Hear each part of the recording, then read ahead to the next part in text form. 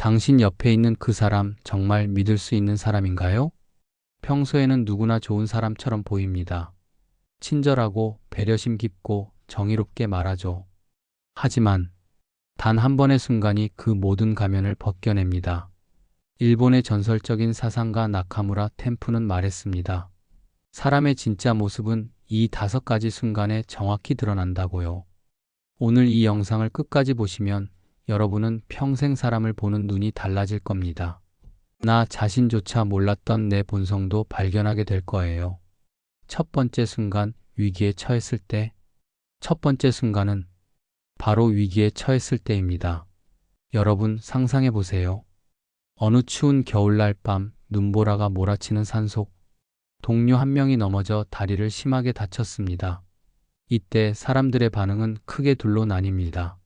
어떤 사람은 침묵합니다. 고개를 돌리고 못 본 척합니다. 나까지 위험해질 필요는 없잖아. 하지만 어떤 사람은 주저없이 달려갑니다. 괜찮아? 내가 도와줄게. 나카무라 템프는 실제로 수행 시절 이런 장면을 목격했다고 합니다. 평소에 용기와 정의를 외치던 사람들이 정작 위기 앞에서는 침묵으로 자신의 본 모습을 드러내는 걸 봤죠. 여기서 중요한 건 두려움을 느끼는 것 자체가 나쁜 게 아니라는 겁니다. 우리 모두 무섭습니다. 위험 앞에서 떨리는 건 당연한 거예요. 진짜 차이는 그 두려움 속에서도 한 걸음을 내딛느냐, 아니면 그 자리에서 얼어붙느냐입니다. 이건 큰 사건에서만 드러나는 게 아닙니다. 회사에서 누가 실수로 큰 문제를 일으켰을 때, 친구가 곤란한 상황에 처했을 때, 가족이 도움이 필요한 순간에 당신은 어떤 선택을 하시나요? 이 선택의 습관이 당신의 본성을 만듭니다. 두 번째 순간, 권력을 쥐었을 때. 두 번째 순간은 권력을 쥐었을 때입니다. 여기서 권력이라고 해서 거창한 걸 말하는 게 아닙니다. 팀장이 되거나 선배가 되거나 작은 프로젝트의 리더가 되거나 이렇게 작은 직함이라도 힘을 갖게 된 순간 그 사람의 그릇이 드러납니다. 자신감이 없는 사람은 권위를 빌려 타인을 지배하려 하지만 자아 확립이 된 사람은 권력에 휘둘리지 않습니다. 자신감이 없는 사람은 어떻게 할까요? 야, 이거 빨리 해. 내가 팀장이야. 내 말이 곧 법이야. 권위를 빌려 타인을 지배하려고 합니다. 왜냐하면 스스로에 대한 확신이 없으니까요. 반대로 자아가 확립된 사람은요, 권력을 쥐어도 태도가 변하지 않습니다. 오히려 더 겸손해지고 더 많이 듣고 더 많이 배려합니다. 나카무라 템프는 이렇게 말했습니다. 권력은 인격을 확대하는 렌즈와 같다.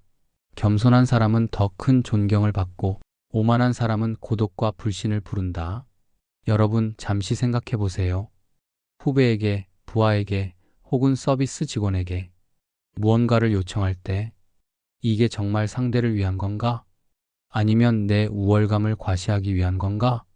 이 하나의 질문이 당신의 그릇을 결정합니다. 세 번째 순간, 돈이 생겼을 때. 세 번째 순간, 돈이 생겼을 때입니다. 많은 사람들이 착각합니다. 돈이 사람을 나쁘게 만든다고요? 아닙니다. 돈은 사람을 바꾸지 않습니다. 돈은 단지 원래 그 사람이 가지고 있던 마음을 크게 확대해서 보여줄 뿐이에요. 감사하는 마음을 가진 사람이 돈을 벌면 더 많은 사람에게 베풀게 됩니다. 하지만 욕심 많은 사람이 돈을 벌면 그 욕심이 몇 배로 커져서 돌아옵니다. 승진해서 급여가 올랐을 때, 복권에 당첨됐을 때, 보너스를 받았을 때, 사업이 성공했을 때, 이런 생각이 든다면 위험합니다. 이제 나도 대접받을 만하네. 내가 원래 이 정도는 받아야 했어. 난 특별한 사람이야. 갑작스러운 보상을 얻었을 때 우월감에 빠지기 쉽지만 이를 방지하기 위해 나카무라 템프는 감사 호흡법을 제안합니다.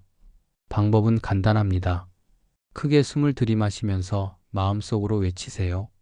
감사합니다. 숨을 내쉬면서 또 한 번. 감사합니다. 이 간단한 호흡이 우쭐해진 마음을 가라앉히고 원래 자리로 돌아오게 만듭니다. 돈을 어떻게 다루느냐가 곧 그 사람의 인격이며 감사를 잊지 않는 태도가 중요합니다. 네 번째 순간, 책임을 져야 할 때. 네 번째 순간, 책임을 져야 할 때입니다. 평소에 정의를 외치는 사람 많죠? 옳은 일을 해야 해. 나는 절대 그런 사람 아니야. 그런데 막상 책임질 상황이 오면 그건 제 잘못이 아닌데요. 저는 몰랐습니다. 누구 때문에 그렇게 된 거예요. 여러분도 경험해 봤을 겁니다.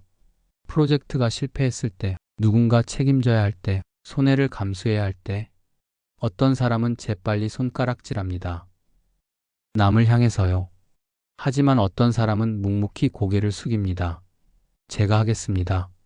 이렇게 평소에 정의로운 척하던 사람도 책임질 상황이 오면 남 탓을 하며 도망가는 경우가 많습니다. 반면 묵묵히 책임을 맡는 사람의 태도는 큰 감동을 줍니다. 나카무라 템프는 자성산문이라는 도구를 알려줍니다. 책임 있는 결단을 내리기 전 스스로에게 3가지를 물어보라고요.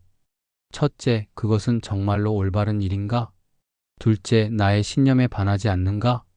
셋째, 누군가의 행복이나 미래에 공헌하는가? 이 3질문에 모두 예스라고 답할 수 있다면 책임을 지세요. 두려워하지 마세요. 책임에서 도망치면 어떻게 될까요? 일시적인 안도감은 얻을 수 있습니다. 하지만 그 대가로 잃는 것이 있죠. 신뢰, 그리고 존엄. 한번 잃은 신뢰는 되찾기 어렵습니다. 5번째 순간 패배했을 때, 마지막 5번째 순간 패배했을 때입니다. 누구나 집니다. 시험에서, 경쟁에서, 사랑에서, 사업에서 패배한 순간, 이게 사실은 가장 중요한 순간입니다. 자신의 거만함, 준비 부족, 약점을 가감없이 마주할 수 있는 성장의 기회인 것입니다. 성공하고 있을 때는 자신이 안 보입니다. 주변 사람들의 목소리도 안 들리죠. 하지만 패배해서 자존심이 꺾였을 때 비로소 있는 그대로의 자신을 볼 수 있습니다. 이때 2가지 길이 있습니다. 첫 번째 길, 다 소용없어. 나는 원래 이런 사람이었어. 세상이 불공평해. 포기하고 원망하고 주저앉는 길. 2번째 길, 내가 뭘 놓쳤지? 어디서 잘못된 거지? 다음엔 어떻게 해야 하지? 배우고 일어서고 다시 도전하는 길. 나카무라 템프의 말입니다. 부끄러운 것은 지는 것이 아니다. 패배로부터 아무것도 배우지 않은 채 끝내는 것이다. 템프 자신도 수많은 실패를 겪었습니다. 병으로 쓰러지고 사업이 망하고 사람들에게 배신당하고. 하지만 그는 그때마다 일어났습니다. 패배를 스승으로 삼았습니다. 그래서 위대한 사상가가 될 수 있었죠. 여러분은 지금 어떤 패배를 경험하고 계신가요? 그 패배가 끝이 아닙니다. 시작입니다. 패배를 수용하고 원인을 직시할 때 다시 일어설 힘이 생깁니다. 자, 여기까지 우리는 5가지 순간을 봤습니다. 위기에 처했을 때, 권력을 쥐었을 때, 돈이 생겼을 때, 책임을 져야 할 때, 그리고 패배했을 때. 중요한 건 이겁니다. 본성이란 특별한 순간에만 나타나는 게 아닙니다. 매일매일의 작은 선택들이 쌓여서 당신의 본성을 만듭니다. 오늘부터 이 5가지 순간을 기억하세요. 그 순간이 왔을 때 잠깐만 멈춰서 생각해 보는 겁니다.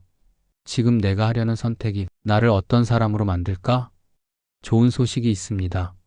본성은 바꿀 수 있습니다. 오늘의 선택으로요.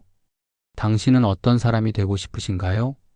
위기 앞에서 도망치는 사람? 아니면 맞서는 사람? 권력 앞에서 오만해지는 사람? 아니면 겸손해지는 사람?